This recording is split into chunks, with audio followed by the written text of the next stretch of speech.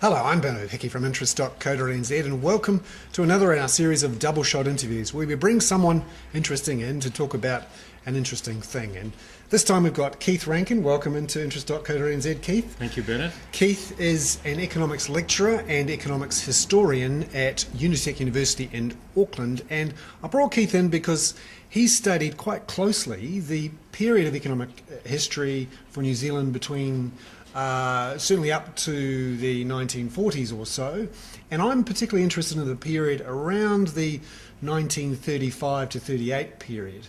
Now, Keith, can you explain for us what was happening at that time with the creation of the Reserve Bank and the election of the then Labour government?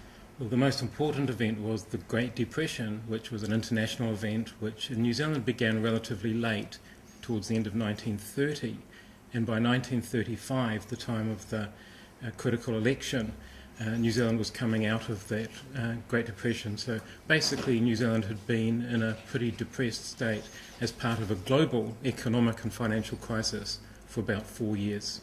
And up until then, we'd actually done some things to try and get out of it, including a devaluation and piggybacking onto the British decision to go off the pound. Yes, well, in 1931, Britain went off the pound. The gold standard before that meant that most of the world currencies were tied to the value of gold. But when New Zealand was tied to the value of the pound sterling, and so when Britain went off the gold standard, a whole range of countries, including New Zealand, went off the gold standard as well, and effectively devalued against the rest of the world. However, from New Zealand's point of view, most of the countries that we were trading with were in that sterling group of countries, so that in itself didn't help us very much in terms of getting out of the depression. And so we devalued the currency against the pound as well. In fact, that caused such a crisis within the previous government that the finance minister resigned. Yes, well, perhaps the causation was the other way around. The really big debate in 1932 in particular was about whether the New Zealand pound should be devalued against the British pound, against sterling. And the then Minister of Finance, a guy called William Downey Stewart, made it a point of resignation. He would resign if his government forced him to agree to a devaluation. Well, that duly happened. The government did impose the devaluation. The Minister of Finance did resign, according to his word, and Gordon Coates, who was the arch pragmatist of the time, became Minister of Finance. And in January 1933, Gordon Coates arranged for substantial, approximately 20% devaluation of the New Zealand pound. And at the same time, we had the creation of the Reserve Bank of New Zealand, and then the Labour government came in. What did they end up doing?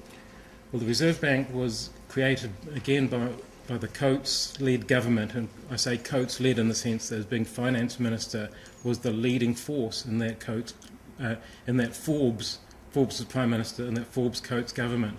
And one of the most important initiatives of his was to start the process of creating a Reserve Bank, which was duly formed in a fairly limited way and according to fairly conservative central banking principles. But it opened its doors in 1934, and the government duly switched its account from the BNZ to the Reserve Bank. And then once it was up and running, the new government decided to do something more. What did it get up to? Well, it was finding its feet and finding its role for the first year or so in 1934 and 1935.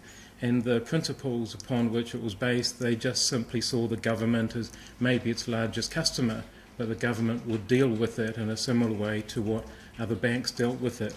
And so if they wanted finance, they would have to still go through a lot of hoops and difficulties in order to use the reserve banks as a mechanism of creating money. It wasn't that easy, and New Zealand was building up its financial reserves in the London money market, and the Reserve Bank wasn't a significant player in terms of the New Zealand money supply up until the 1935 election. And so then Labour got in, and how did they change things to try and get more money flowing to the economy? Okay, so Labour had a number of philosophies within it, including the social credit movement in which it incorporated, plus another group of people who are not really social creditors but who significantly believed that there should be the government should have much more control over the money supply and be able to use monetary expansion as a way of reviving the domestic economy. In 1936, the government changed the legislation to make it possible for it to use the Reserve Bank in this way. Bill Such, who had been an advisor to Gordon Coates, became the private secretary to Walter Nash. Walter Nash, however, was still quite a conservative finance minister. The much more radical person involved in the finance team was John A. Lee. And there was a lot of internal debate within the Labour Party as to what extent they should use the Reserve Bank in order to create new money, in order to for a public works program, shall we say, as a way of getting the New Zealand economy growing strongly again. We should note that the growth was already starting to take place, both as a result of the devaluation that took place in 1933 and the revival of the British economy in the mid-1930s, which meant that exports were already picking up. So the Reserve Bank then proceeded to lend the government money to build houses? Well, the two strands to the 1936 legislation, one was the opportunity for the government to essentially borrow at will at below market interest rates. The second was the importance of the export sector and the marketing boards, such as the precursors of the Dairy Board and the Meat Board and so on, which go back to Massey's time in the 1920s. And so those export marketing organisations also basically had what was essentially an unlimited overdraft at the Reserve Bank. So by 3 years, by early 1939, the government had borrowed £12 million through monetary creation from the Reserve Bank, and the producer boards, the marketing boards, had borrowed another £7 million. If we take those together, they would amount to about 1% of GDP, so would be roughly equivalent to $2 billion today. So it's not that much, really. But it was New Zealand's first version, I suppose you could call it, of quantitative easing. Definitely, it was the first time that the New Zealand government had control of the New Zealand money supply. Before that, the money supply was completely dependent on the relationships between the commercial banks and the financial sector in London, where the banks held their reserves. And what was that money used for? Of the amount created by the government, about half of it was used for the state housing program. There was a very significant housing deficit in New Zealand as a result of the Great Depression. It was a very politically attractive option, very, very popular, and so the principal use was to build houses and to build state houses, not only state houses, to create loans for other houses as well through the State Advances Corporation. But the State Advances Corporation became the precursor of the what became the Housing Corporation and what is Housing New Zealand today. So when economic historians look back on that period of the 30s, particularly the late 30s, how do they judge the success of that program of QE? Well, generally it was successful. The main difficulty is judging how important it was compared to the other factors that were also bringing about a degree of expansion at that time. We should note that the British recovery was starting to wane by 1937, and the rest of the world did slip into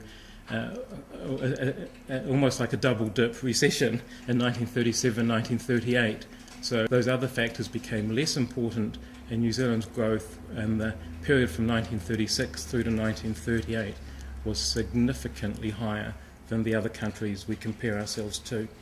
And in the end, it was all complicated, I suppose, by the onset of war in 1939. Well, it was complicated a bit before that, because with that world double-dip recession, if you like, and the spending that had been taking place in New Zealand, it meant that there was a big boost to imports, necessarily, because of the investment that was taking place within the New Zealand economy. So the New Zealand economy hit a balance of payments crisis around the time of the 1938 election, and so various other policies were put in place to protect the gains that had existed from 1935 to 1938.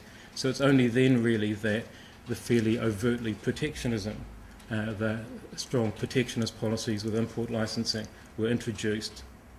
Excellent. Well, there we go. A bit of a history lesson on the economics of the 1930s for New Zealand and New Zealand's first bout of quantitative easing. I'm Bernard Hickey for interest.co.nz. That was another double shot interview with Keith Rankin, an economics lecturer and economics historian at Unitec University. I'm Bernard Hickey for interest.co.nz.